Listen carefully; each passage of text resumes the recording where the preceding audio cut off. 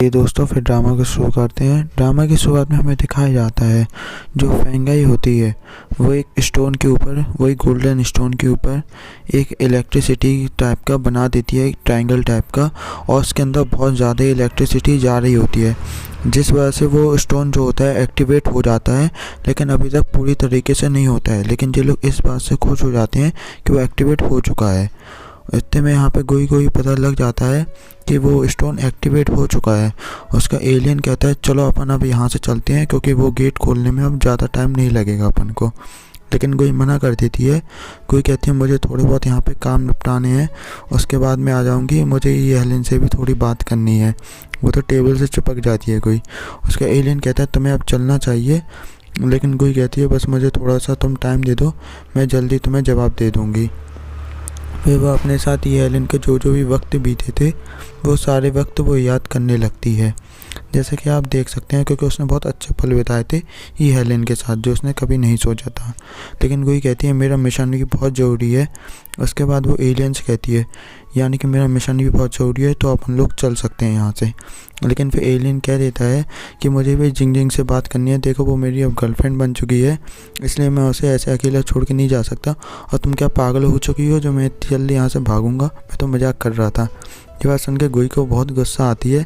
इतने में यहाँ पे चैंग भी अंदर आ रहा था और जिंग जिंग भी अंदर आ रहे थे, लेकिन वो देखते हैं कोई बहुत भयंकर पीट रही होती है एलियन को, यहाँ तक कि वो इतना बड़ा गमला उठा के भी उसके सिर पे मारने वाली होती है।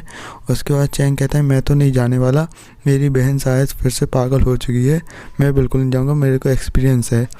उसके बाद हमें दिखाया जाता है एलियन को जो कह रहा होता है जिंग जिंग से, अगर मैं कभी कहीं चला गया तो तुम्हें कैसा लगेगा। उसके बाद जिंग जिंग कहती है मैं थोड़ी दुखी हो जाऊंगी, बहुत ज़्यादा ही दुखी हो जाऊंगी। उसके बाद एलियन कहता है चलो फिर एक काम करते हैं हम दोनों जन, कल कहीं घूमने चलते हैं, तो तुम क्या चलोगी मेरे साथ। तो जिंग जिंग भी हाँ कर देती है घूमने के लिए, लेकिन जिंग जिंग को कुछ गड़बड़ लग रहा होता है।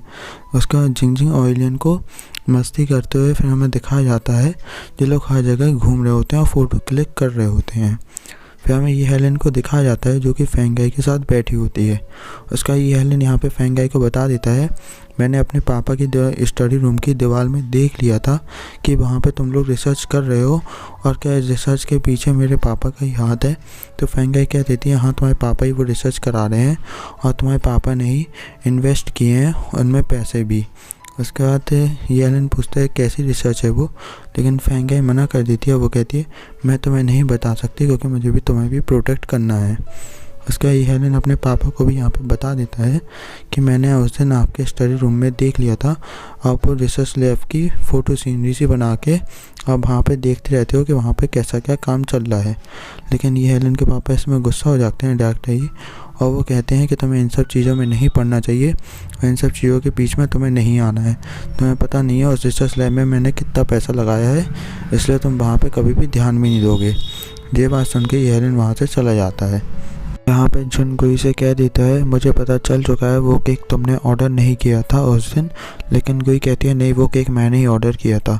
फिर जुन उसे बता देता है कि मुझे पता चल चुका है वो डिस्ट्रिक्ट 7 की एजेंट थी और मेरे लैब में रिसर्च करने के लिए आई थी कि मैं कैसा क्या काम करता हूँ, और मुझे ये भी पता लग चुका है शायद तुम भी उसके साथ मिली हुई हो, इसलिए तुम्हें अब संभल जाना चाहिए, उनके साथ नहीं रहना चाहिए।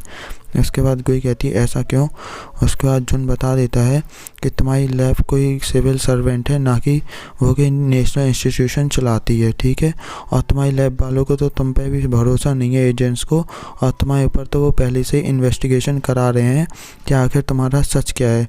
ये सब देख कर गुई को बहुत गुस्सा आती है कि जिनके साथ मैं काम कर रही हूँ वही मेरे ऊपर शक करके मेरी इन्वेस्टिगेशन करा रहे हैं दूसरे लोगों से।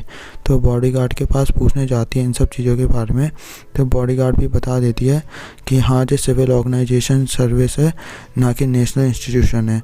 ये बात सुन के गुई को बहुत गुस्सा आती है और वो वहाँ से चली जाती है। फिर हमें दिखाया जाता है फेंगाई को जो कि उस स्टोन में फिर से बहुत सारी इलेक्ट्रिसिटी डालना चाह रही होती है जिससे वो स्टोन पूरी तरीके से एक्टिवेट हो जाए। उसके बाद फेंगाई कहती है और पावर बढ़ा दो, लेकिन वहाँ पर रिसर्च लैब का जो इंसान होता है वो कहता है कि और पावर बढ़ाने से शायद ये फट सकता है, लेकिन फेंगाई नहीं बांधती है और यहाँ तक कि वो सच में फट आता है वो पत्थर, ये सब देख के फेंगाई बहुत ज़्यादा दुखी हो जाती है। वो ये सोचती है कि आगे अब मैं क्या जवाब दूंगी डायरेक्टर ई को। फिर डायरेक्टर ई को दिखाया जाता है जो इन दोनों जन की क्लास लगा रहे होते हैं कि मेरा इतना पैसा लगाने के बाद भी तुम लोग कुछ भी नहीं कर सके, यहाँ तक कि तुम लोग ने उस पत्थर को भी डिस्ट्रॉय कर दिया। तो फेंगाई बता देती है वो उस पत्थर का छोटा सा पीस था, यहाँ की एक पत्थर ऐसा भी है यहाँ पे जो बहुत बड़ा है, और मुझे ये भी पता है किस इंसान ने इस पत्थर को यहाँ पे लाया था रिसर्च लैब में, इसलिए मैं उससे बात करने के लिए जाऊँगी। तो डायरेक्टर ये कहते हैं वो जितना पैसा मांगे दो, उससे बात करो। उसके बाद फेंगाई पहुँच जाती है उसी इंसान के पास। फिर उससे बोलती है कि इस पत्थर को तुम्ही ने यहाँ पे रिसर्च लैब में ढूंढा था और मुझे ये पत्थर एक और चाहिए है। उसके बाद वो इंसान बता देता है ये पत्थर मुझे एक गुफा से मिला था, यहाँ तक कि वो उसे वो फ़ोटो भी दे देता है। वो कहता है यहाँ पे एक बहुत बड़ा ही पत्थर है, लेकिन तुम लोग को वहाँ पे संभल के जाना चाहिए, यहाँ पे कुछ ना कुछ तो खतरा हो सकता है। लेकिन फेंगाई कहती है मैं हर खतरे के लिए तैयार हूँ। उसके बाद हमें कुछ लोगों को दिखाया जाता है जो उसी पत्थर को ढूंढने के लिए जा रहे होते हैं, और ये फेंगाई ने भेजे होते हैं या फिर जुन ने भेजे होते हैं, दोनों में से एक ने। हमें चैन को दिखाया जाता है जो फ्लर्ट कर रहा होता है बॉडीगार्ड के साथ, और बिल्कुल इसे उसका दिमाग भी बहुत बुरी तरीके से खा रहा होता है। तो बॉडीगार्ड कहती है जे लो जे तुम केक खा लो, लेकिन मेरा दिमाग खाना बंद कर दो। आप लोग में से किन किन को लगता है इन दोनों के बीच कुछ ना कुछ तो होगा, किसी दिन रिलेशनशिप में जे दोनों जन आएंगे? कमेंट करके जल्दी बताइए। उसके बाद हमें चैंग को दिखाया जाता है जो बोरी लेके अंदर जा रहा होता है, और बॉडीगार्ड ऐसे देख कर उसे हंस रही होती है क्योंकि वो चैंग सही में बहुत ज़्यादा काम कर रहा होता है बॉडीगार्ड के साथ। लेकिन जब ये दोनों जन एक साथ बाहर निकल रहे होते हैं और गेट के बीच में फंस जाते हैं, तो चैंग कहता है बॉडीगार्ड से क्या तुम्हारा दिल जोर जोर से नहीं धड़क रहा है क्या? तो बॉडीगार्ड कहती है मेरा कोई दिल विल नहीं धड़क रहा है और जल्दी से यहाँ से हटो, मुझे बहुत सारे काम करते हैं। लेकिन बॉडीगार्ड धक्का दे के हटाती है चैंग को, तो चैंग के हाथ में बहुत तेल लग जाती है। चैंग कहता है तुम कितनी पत्थर दे लो, तुमने मुझसे पूछा भी नहीं कि मैं ठीक हूँ कि नहीं हूँ, सही में तुम बहुत ज़्यादा ही कोल्ड हार्टेड हो। ये सब बातें सुन के बॉडीगार्ड और हंसने लगती है चैंग की ऐसी बातों पे। इसके बाद हमें दिखाया जाता है रात के सीन में एक आदमी जो होता है बॉडीगार्ड को छेड़ रहा होता है। बॉडीगार्ड तो उसे मारने के लिए बढ़ती ही आगे, लेकिन चैंग इतने में उस आदमी को मारने लगता है और कहता है इससे पीछे हटो, ये मेरी गर्ल है। इतने में ये बात सुन के बॉडीगार्ड को भी अच्छा लगता है। वो आदमी कहता है तुम मुझसे बच के रहना, तो चैंग उसे और पीटने लगता है। बॉडीगार्ड उसे रोक भी रही होती है और ये भी देख के खुश होती है कि चैंग मेरी इतना फिक्र करता है, और उसे ये पता भी है कि मैं बॉडीगार्ड हूँ और मैं इससे लड़ सकती हूँ, लेकिन फिर भी वो मेरे लिए लड़ रहा है। लेकिन बॉडीगार्ड फिर चिल्लाने लगती है चैंग पे कि उसके पास चाकू थी तो मैं उसके चाकू से लग भी सकती थी, तो मैं थोड़ा संभल के काम करना चाहिए था। लेकिन चैंग को इस बात से खुशी होती है कि बॉडीगार्ड को उसकी इतनी चिंता हो रही है और वो मेरी इतनी फिक्र कर रही है। इस चक्कर में चैंग को बहुत अच्छा लगता है ये सब। और चैंग फिर एक बार बॉडीगार्ड को किस करने के लिए आगे ही बढ़ता है क्योंकि उसे लगता है ये मौका अच्छा है। लेकिन बॉडीगार्ड अपना मुंह हटा के हंसते हुए वहाँ से फिर निकल जाती है, और चैंग फिर अपने आप को बहुत ज़्यादा एम्बैरेसिंग महसूस कर रहा होता है कि आखिरकार उसने ऐसा क्योंकि सही में लड़कों को इस टाइम बहुत बेकार लगता है अगर ऐसा कुछ भी हो। उसके बाद चैंग ये भी बात से भी खुश होता है कि चलो उसने कोई पहला स्टेप उठाया तो बॉडीगार्ड की तरफ। उसके बाद हमें गुई को दिखाया जाता है जिसे ये हेलेन ने बुलाया होता है। हेलेन फिर गुई से कहता है कि आज अपन सारे राज खोल देंगे, मुझे पता है तुम्हारे बहुत सारे सीक्रेट्स हैं और तुम मुझे कभी भी अपने सीक्रेट्स बताना नहीं चाहोगी, इसलिए आज अपन दोनों एक दूसरे को अपने सीक्रेट्स बताएंगे।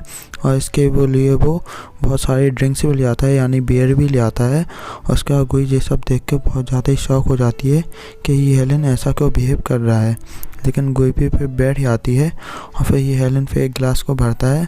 उसका ये हेलेन उस गिलास को पीने के बाद बोलता है कि मैंने डॉक्टर से पता किया था और मैंने जिंग से भी तुम्हारी इन्वेस्टिगेशन कराई थी कि जब तुम पानी के नीचे गई थी उसी के बाद से तुम इतना ज़्यादा बदल गई हो, लेकिन उसके पहले तुम बल्दी नहीं थी। और डॉक्टर ने मुझे ये भी बताया था कि इतने नीचे जाने के बाद कोई भी इंसान ज़िंदा नहीं बच सकता है, तुम कैसे बच गई। इसके बाद गुई भी फिर ड्रिंक करके बताती है कि एक बार तुमने मुझसे पूछा था जब मैं मिलिट्री में थी कि मैंने क्या पहली बार गन शूट करी थी, तब मैंने तुमसे बोला था कि हाँ मैंने पहली बार गन शूट करी है, लेकिन वो एकदम झूठ था। मैंने कई बार गन चलाई हैं अलग अलग प्रकार की। ये बात सुन के ये हेलेन भी शौक हो जाता है कि गुई ने बहुत सारी गन्स चलाई हैं। उसके बाद ये दोनों जन ऐसे ड्रिंक करके अपने कई सारे राज बोलते हैं जो आपने पिछले मेरे एपिसोड्स में देख ही चुके होंगे।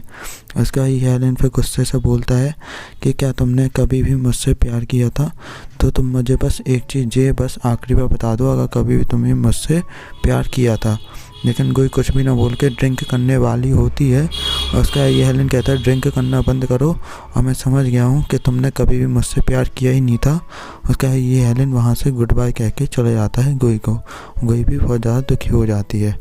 फिर हमें एक पहाड़ का सीन दिखाया जाता है जहाँ पे जो फेंगाई ने भेजे थे लोग और जोन ने वो लोग पहुँच चुके होते हैं उसी केव के पास। ये केव की फ़ोटो होती है और जो पीछे केव होती है गुफा यानी कि। उसके बाद ये लोग अंदर जाने के लिए निकल जाते हैं। लेकिन जैसे ही ये लोग अंदर जाते हैं वहाँ पे इन लोगों को कुछ अजीब सी आवाज़ें आने लगती है। वहाँ उन लोग की टीम का एक लड़का बोलता भी है यहाँ पे अजीब सी आवाज़ें आ जा रही हैं, लेकिन उसके बाकी टीममेट कहते हैं तुम्हारे कान बज रहे हैं सिर्फ। लेकिन हमें दिखाया जाता है एक लड़का वहाँ पे कैमरा लेके गया होता है और यहाँ पे कोई इंसान या फिर कोई जानवर इन लोग को बहुत बुरी तरीके से मार रहा होता है। यहीं पे एपिसोड ख़त्म होता है।